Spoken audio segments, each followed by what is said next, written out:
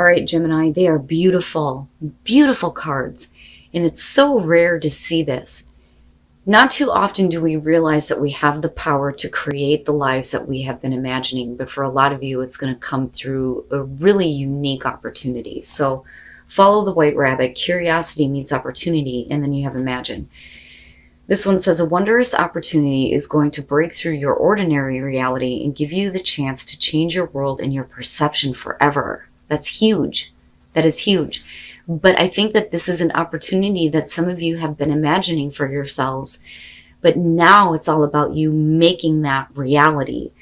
Imagine is saying turning imagination into manifestation, creative thought, visualization, the power of aligning imaginary and feelings, creativity, but it also shows illusions.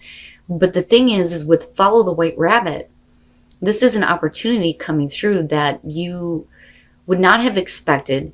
You may have imagined for yourself, but really it's up to you, and it may change your life forever. And it's so rare. It's so rare to see people finally step into that power. And I love it. I think it's beautiful. The only problem that I have is where you guys are going dark. Now, this would make sense. But again, it's only going to be for some of you. But if your pride has been hurt so many times, it would make sense that it may be hard for you to see how you can have the lives that you have imagined. How an opportunity is going to bring you to that point. So, downcast pride. The moon phase here is new. The stage is depression. It says bending to adapt becomes an excuse for the habit of bending. And the sentence says the root of sadness and grief is deeper than the skin. The only delusion is the gray sky. And then going dark. It says survival is a direct consequence of adaptation. What we call adaptation is not the result of a subtle but constantly constructive change of ourselves, but rather a mockery of it, as we strip day by day of our dignity in order to avoid conflict with a world that would spread us apart. How can we endure this? Maybe through the power of responsibility or through a hidden core of identity. Sometimes we don't use the best parts of us, but rather we draw from the ugliest. We survive and bend our knees because we draw out from our laziness, fear, and disgust. We let our deepest roots go dry, replaced by what can only be called a surge of lack of self-esteem. We are deluded when we think that we are only sacrificing our pride. We cling to vanity, but we can't afford dignity. Isn't it sad? Honestly, the true delusion is our faith in fall and winter, while we discard spring and summer as fairy tales. The sky can change color too, as long as we sometimes look up. We can notice. I look at that as stop bending at the knee for people who would otherwise want to tower over you. It's done. No more low self-esteem, no more feeling like there is nothing to be proud of. Because if you are in this place, it may prevent you from seeing a life-changing opportunity where you get to create what you've always imagined, right? All right, Gemini, here's your overall. The star. Perfect. It's perfect. You and Aquarius, I'm telling you, you guys have beautiful cards. The star is your overall. Hope being restored, healing, realizing that you deserve better than what you've experienced, seeing the bigger picture, the bigger and the better. I love this because no matter what is going on around you, there is a reason to believe that hope can be restored to you and that a situation can be healed. In the past, the Wheel of Fortune. I've had issues with this one this week. And I've been talking a lot about fate and not feeling like we are in control of our fate and that shit just kind of happens. Now, in some cases, I've seen this as, second chances, another go around, which is possible here. So with the star, I see this as a good thing. I don't necessarily feel like this is going to be about a repeating cycle, but even if it is here, I do think that it's breaking that now. With the Wheel of Fortune normally here would suggest that fate and fortune is coming your way, right? It's a change. It's a change in the way that your life has been. Now, in the present, the Seven of Pentacles. I love this one because it shows the pain and the scarring and the suffering of all the hard work that you've had to do to get to the results that you are now seeing. But again, with the Seven of Pentacles, we're talking about reevaluating what you have to show for what you have put into something, all the hard work that you have done. You know, and I've always said, the best description for this I've seen, it has to be the steampunk. It says, how is reality stacking up to your expectations? You know, so this could be reevaluating a situation because of another opportunity coming around here, especially with the Wheel of Fortune. And it may be, you know, you looking at how you can do things differently to get more, to gain more, to get more of those results that you're wanting to see. But I'm interested in what you're reevaluating here. The sun, and the star. Look at it. I love your readings, Gemini.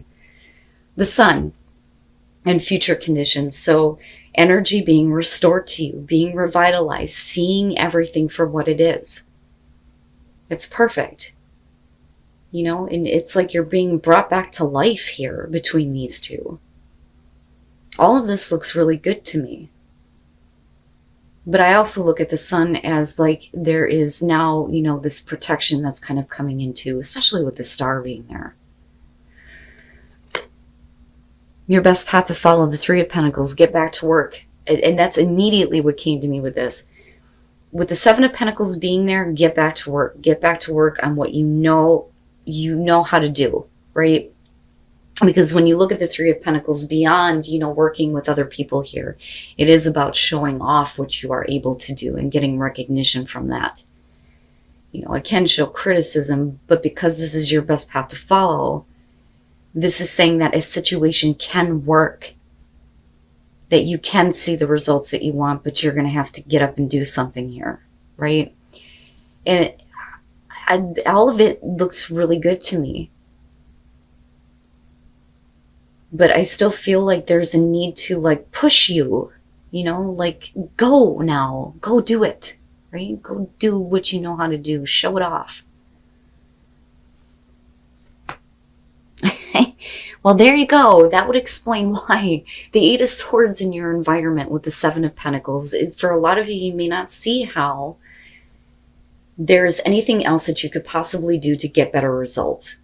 So even though you may be reevaluating an opportunity that may be coming back around for you with the Eight of Swords, you may feel like you are stuck. There is no movement forward. There is no way to move forward. But like I've always said with this one, those thoughts are like your devil. They keep you trapped. They strip you of hope. But the star is saying something much different here. You know, and look at it. I mean, like, right? Your work making you a star. It looks really good. But whatever this opportunity is and whatever is coming back around here with the Wheel of Fortune, I feel like it's a good thing for you. I think like it's a better opportunity. It's a different cycle this time. But the way that you're looking at it is, I've sacrificed so much, I've done so much, how can it produce what I want? You know, but like with the sun being there, like I said, it feels like life is kind of like being breathed back into you and what you're wanting to do or what you're wanting to work on, especially creatively with, you know, what you have going on here with the White Rabbit and Imagine, you know. This is really so much bigger than what you think. And that's, you know, very clear with the sun and the star, but with the oracle cards alone. Wow, Gemini, the hell? Okay, your hopes and your fears, the Knight of Wands. This I look at as fearing that you're not going to be able to go ahead and follow a passion, because the Knight of Wands is action with passion, right? A lot of times it can show things that are in and out of your life, but I don't think that this is the case. I think that this is specifically about you and the fear that you have surrounding being able to act toward something that you've already put a lot of blood, sweat, and tears into and didn't really get a lot out of.